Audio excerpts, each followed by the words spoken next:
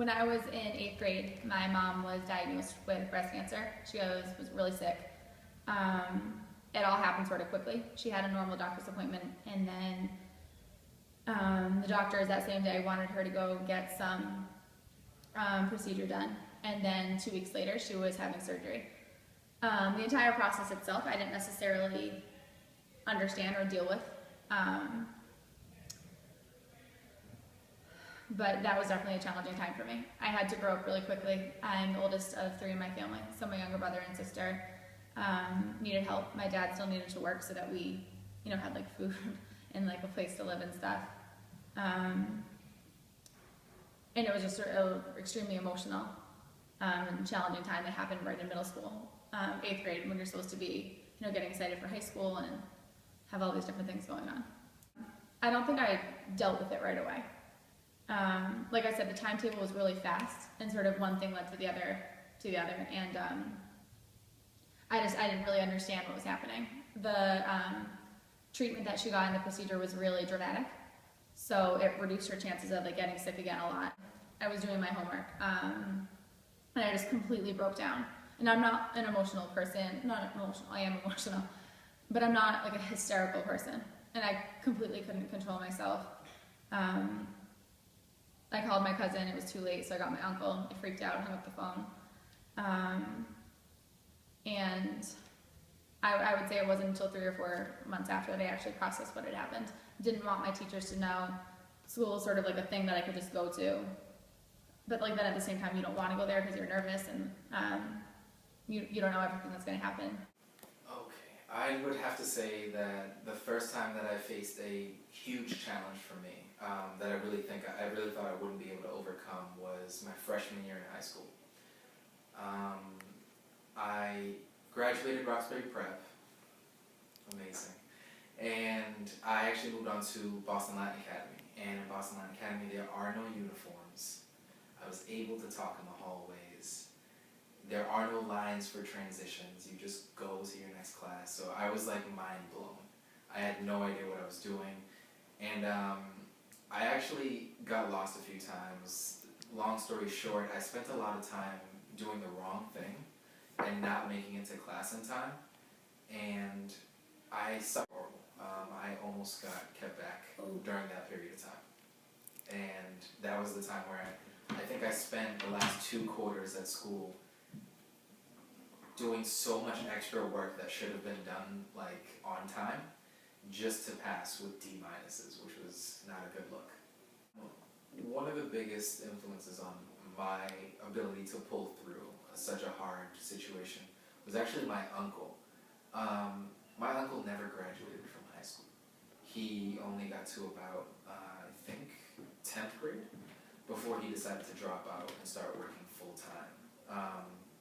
So 10th grade, working full-time, actually supporting himself, my mom at the time, and my uncle never graduated from high school. He only got to about, I think, 10th grade before he decided to drop out and start working full-time. So 10th grade, working full-time, actually supporting himself, my mom at the time, and my grandmother, because his dad wasn't around, so it was kind of tough for them, so he had to drop out. My grandmother was okay with that because he needed to work. And he was the first to tell me hard work pays off. He knew he didn't graduate, I knew he didn't graduate from high school, and he wanted to let me know that if I do finish high school, then it opens up doors to be successful, and hopefully go even further than just high school. Okay, so when I was in 5th grade, I think it was about 5th grade, I looked around the classroom and I realized that everyone was reading and everyone knew how to read. And for me, that was still really hard and something that I really struggled with. And so during reading class, what I did was I would just go to the bathroom and I would just hide, hoping that no one would figure out that I didn't know how to read because it was so embarrassing. So during independent reading, that's where I was in the bathroom. You can't go on that long hiding from your challenge and people not figuring it out. So it didn't take very long for my parents and my teachers to realize that, I wasn't reading. And so what they did was they took me to this tutor, and she did a lot of tests on me, and she told me that I had something called dyslexia.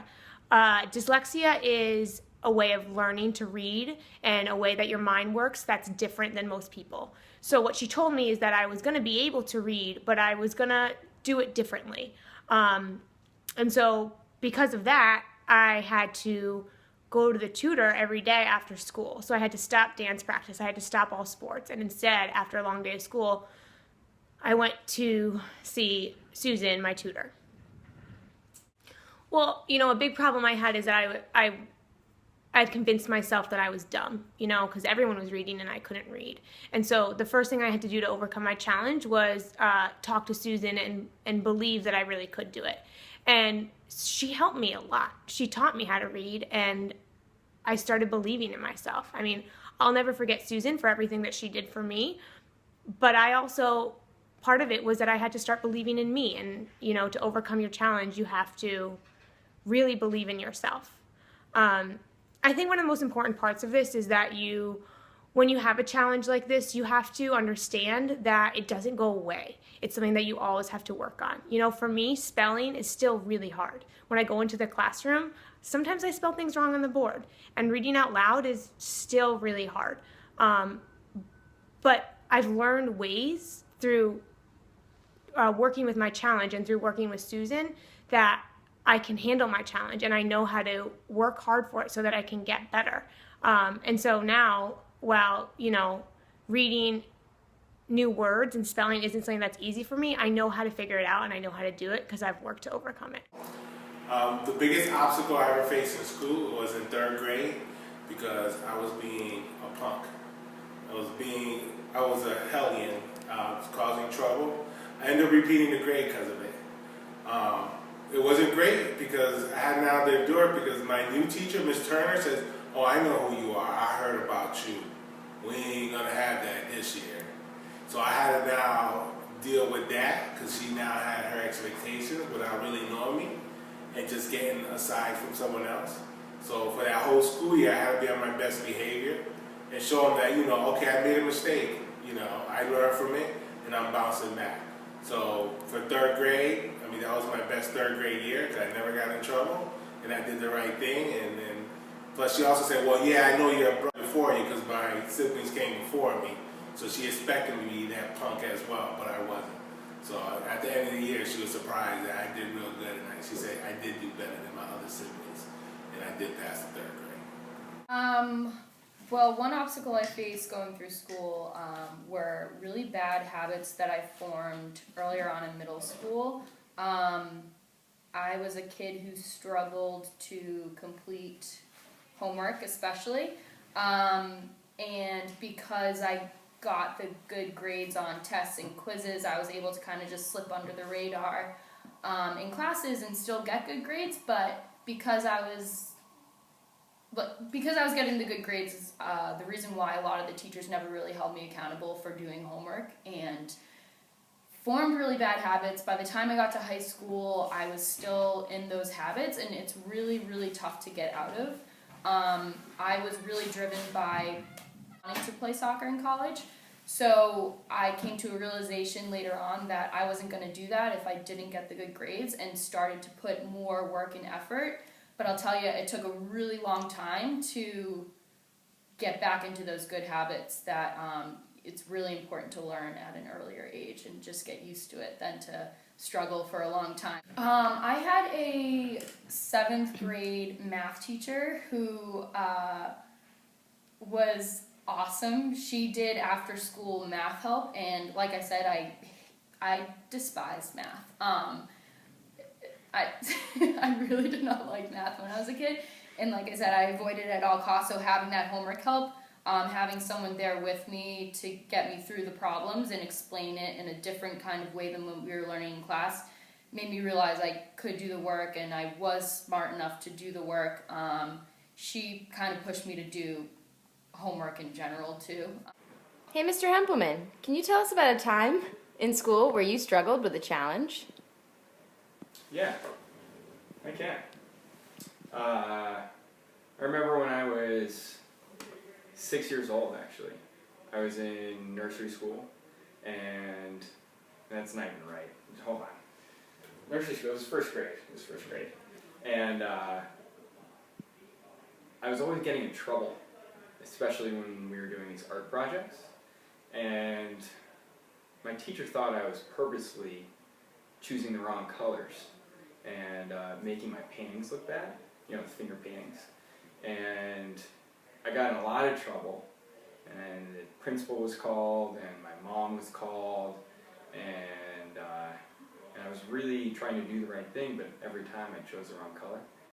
And my mom came. She didn't think I meant to do it, but she took me to an eye doctor, and they tested me, and it turned out that I was colorblind.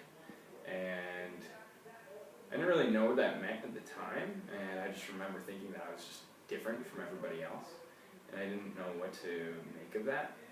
And I knew that I couldn't do certain things like color as well as other people could, and it made me feel pretty bad about myself, especially at a young age. But I think over time I just learned to embrace it, and I thought it was pretty cool that I could see the world in a different way than other people could. And when I looked outside and I saw the grass and it was orange, I thought that was pretty cool. And over time my friends started to accept that and ask me, what color is this or what color is that, and it became kind of a fun thing, and I've managed to live my life the way that I was born, and I was colorblind. So for me, when I was young, that was a big struggle of mine. So when I was young, I had some serious learning disabilities. I was a very slow reader and had some trouble putting words together from a very young age. And then around the 4th or the 5th grade, I was diagnosed with just general learning complications or disabilities. And for me, that was really hard because I felt different from the other kids in my class. I felt like I wasn't as smart as them. I felt like things didn't come as easily to me in school as they did to other kids. So I had to be pulled out of class a lot to work one-on-one with a learning specialist and a math specialist and other people like that.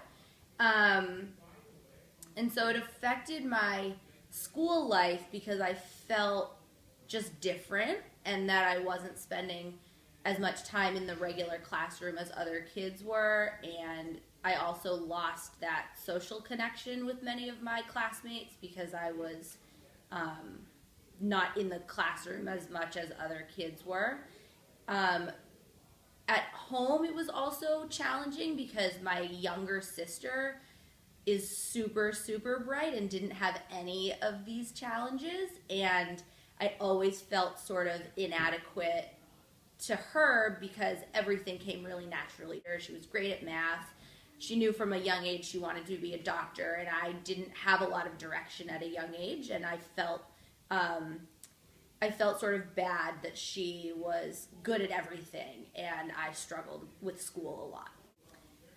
I think that definitely my teachers were supportive and made me feel like I wasn't different, and made me feel like I wasn't slow or I wasn't dumb, that I just needed some extra help. And I think eventually I personally had to recognize that that was okay, and that having learning disabilities didn't make me any less smart than my classmates. And I had to just realize that for myself and work a little bit harder than other people did in order to get good grades and to get myself to college and through college. And to be honest, part of the reason why I work in schools now is because I think that there are a lot of students who are going through the same experience that I did, and I can share that with students like yourselves. And it's really important to recognize that everyone is different, right? Everybody comes from a different place, and everybody has a different background and different learning style. but you're all smart and you all have what it takes to get to college and to get through college and to be successful. It just might happen in different ways for everybody, and that's okay. Yeah, well, I think that middle school is a tough time for everyone.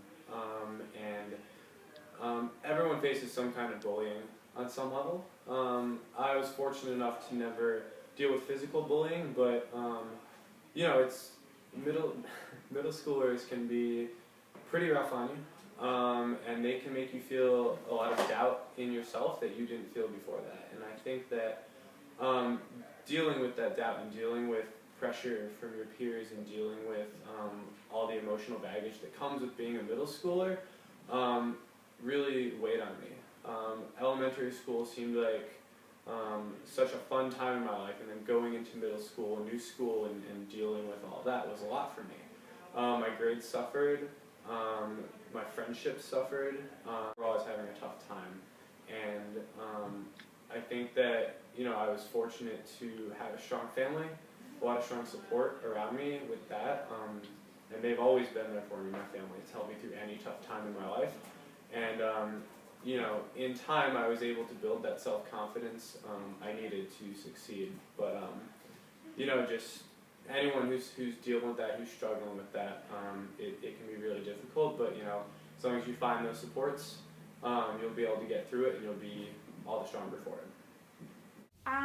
I think in middle school, I really was struggling with kind of finding my clique or my niche and my group of friends. I had a friend here and a friend there, and I never felt like I had a large group of friends, and I think that was really a hard point for me because I didn't feel like I had I wasn't an athletic person, I wasn't a theater person, I didn't fit into any of these categories, and I felt kind of lost because I didn't have a huge group of friends and I didn't have this one activity that I was really into, and so I just finding my identity through all of that was really hard because I wasn't associated with something. I felt like I didn't really know who I was, and that was just really hard for me because daily at school I just didn't feel like I could attach to anything, and it took me a really long time to find people who I felt comfortable around, I could really be my full self around. I think I was just trying to be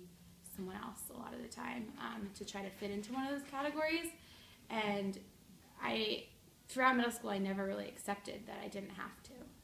I had two brothers, and so I always was being really competitive with them, and I felt like I had to get as good grades as them, as better grades than them sometimes, and I was really I was trying to measure myself up to them, and I always felt like I wasn't good enough.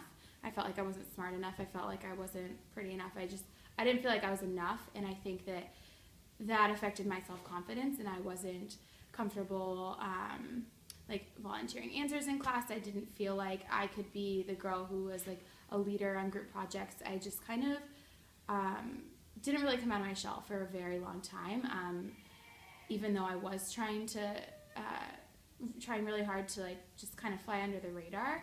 I think it took me a long time to accept that I didn't have to be as good as my brothers. I didn't have to find success in the same things they did, and so that affected my grades because I wasn't confident in myself at all, and it affected my grades because it took me longer because I wasn't really fully participating. It took me longer to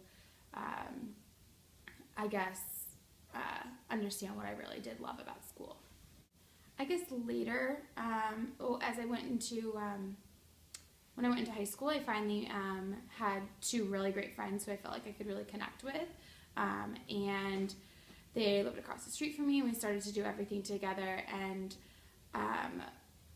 they really helped me figure out who I was, and I guess I think they just were so helpful to me because I was very different from each of them, and so I could feel like I could really be myself around them, and so they really helped me. When I was in high school, I talked a lot when I was in class, too much actually, and I used to talk a lot to my friends and pass them notes, which was great and it was fine, and it was because I was bored. And so when I was passing the notes, it was good for me because I had something to do when I was finished with my work.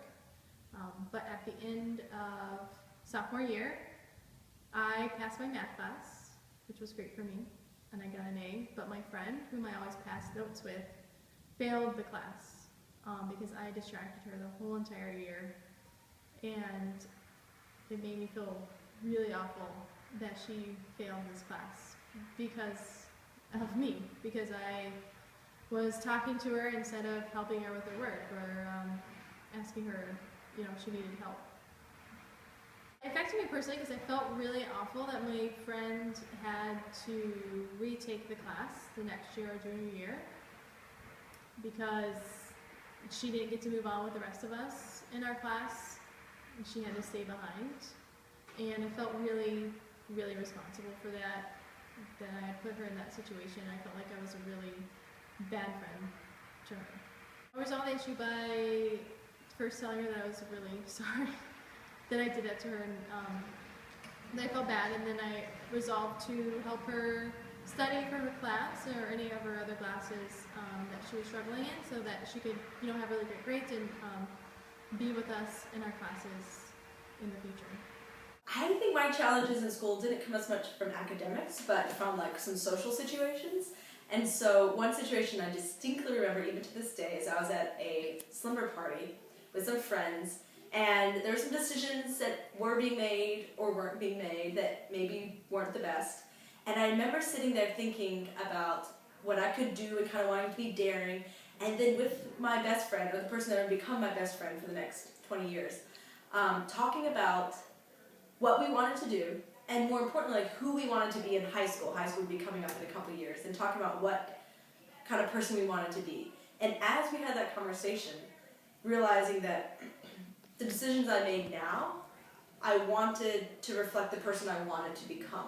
And so my challenge, though, was then how to make the right decision in the moment that might not be the cool thing, but that ultimately reflected who I wanted to be in high school. So that was probably the person that I had in mind when I was thinking about who I wanted to be or what I wanted to be like, was mostly my older brother, who always was just awesome at academics, but a stud, and people liked him and respected him, and he didn't have to compromise his values in order to be loved and respected by all. So I think I had my brother in mind a lot when I kind of made those decisions. And so therefore I need to make a decision now to reflect what I'd be proud of later.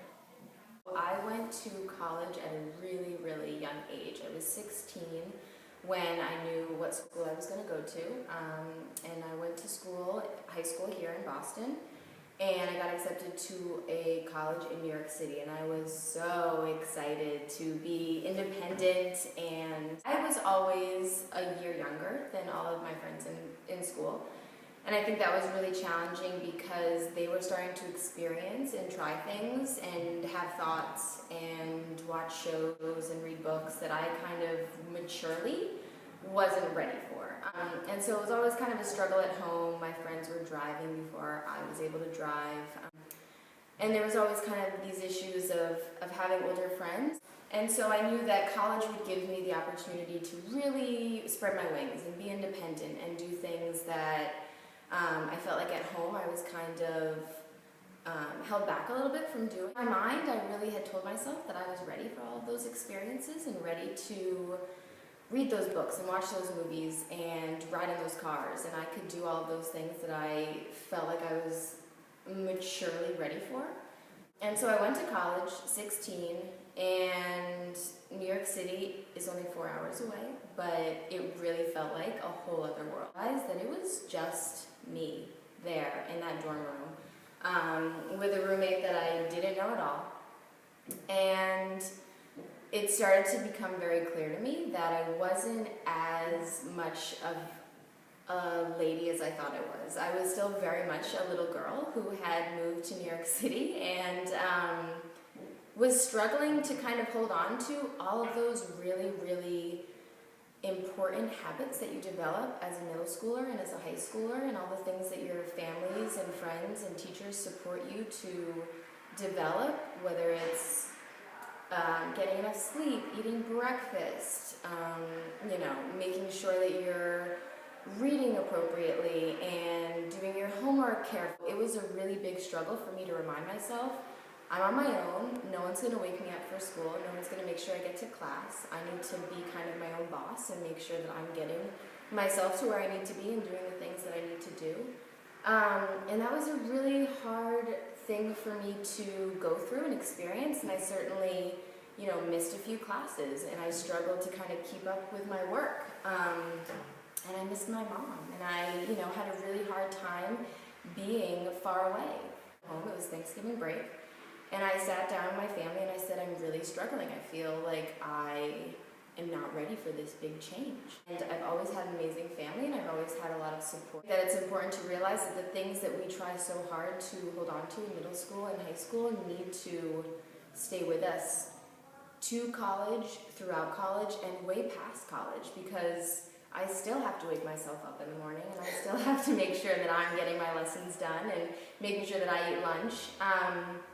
And so you only continue to grow. You're never going to get to kind of reset yourself back to being a middle schooler, and so it's important that every lesson that you learn stays with you as much as it possibly can, because you never know when you're going to need it. When I was a kid, a lot of the challenging stuff I dealt with in school had to do with stuff that was happening at home. I found it really, really hard to not let that kind of bleed into my school life. And I think that, you know, I had a lot of little things that were challenges, whether it was like making the play or the softball team or the soccer team or like things like that. But I think that the biggest challenge for me was that, like, when I was a kid, starting from about when I was 5 up until when I was 18, a close member of my family was just like very, very verbally abusive and told me a lot of things about myself that they wanted me to believe, that they wanted me to believe that I was a bad kid and that I wasn't really actually liked by anyone. People who liked me didn't know who I really was, and I was lazy and selfish, and I mean, all of these things we can be told once and twice and you can let it roll off your back, but when you're told it over and over again, it can kind of become something you believe. And I did. I very much believed it, and it happened for long enough and that I did. And so the result of that was that I stopped being able to separate who I thought I really was and who this person thought I was. And it became really confusing for me. So middle school was really confusing because at home, I felt very much like I was a bad person.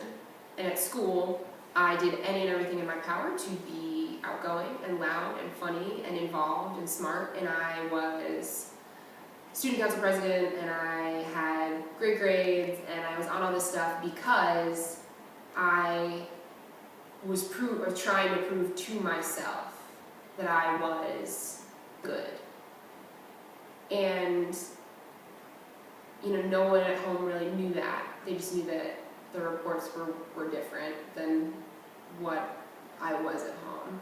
And I spent the next 10 to 15 years trying to separate that and trying to pull someone else's opinion and thoughts about me that were not true, not willing to support me, or, you know, all sorts of stuff.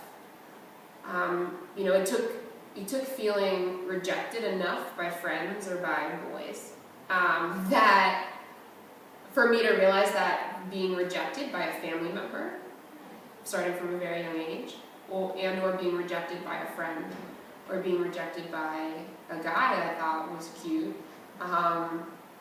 didn't change my value. And that has taken me a long time.